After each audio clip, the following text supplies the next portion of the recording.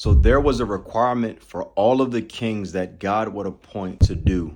They were required to write a copy of God's law down, and they were required to read it daily. So when we look at the downfall of King Saul, at least what we see, we don't see him writing down a copy of God's law and reading it and meditating on it and knowing it each and every day. We don't see that. Instead, we begin to see his acts, and his acts are acts of one who has not taken time to open God's law, to read it, to know exactly what a king should do. Are you a king in your own right?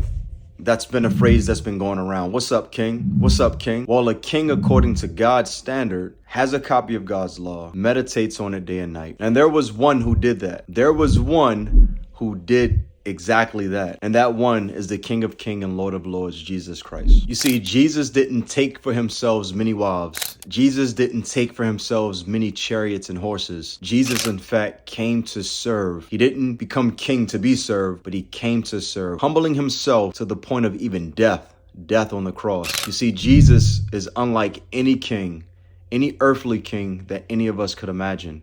And all of these kings pointed to Christ, who would reign and rule rightly for the people of God. You see, Saul, better yet, David, and all those in the line of David who ruled over Israel as king, pointed to the greater King, Jesus Christ. Do you believe in this king? Do you believe that Jesus Christ is in fact King of Kings, Lord of Lords, and even God of gods, who is currently sitting at the right hand of the Father on the throne, ruling and reigning in heaven? Well, check it out. There's good news. If you believe that Jesus Christ is in fact King of Kings and Lord of Lords, that God has in fact risen him from the grave and he is ascended on high, you are safe. And this king will in fact fight for you until we meet him in eternity.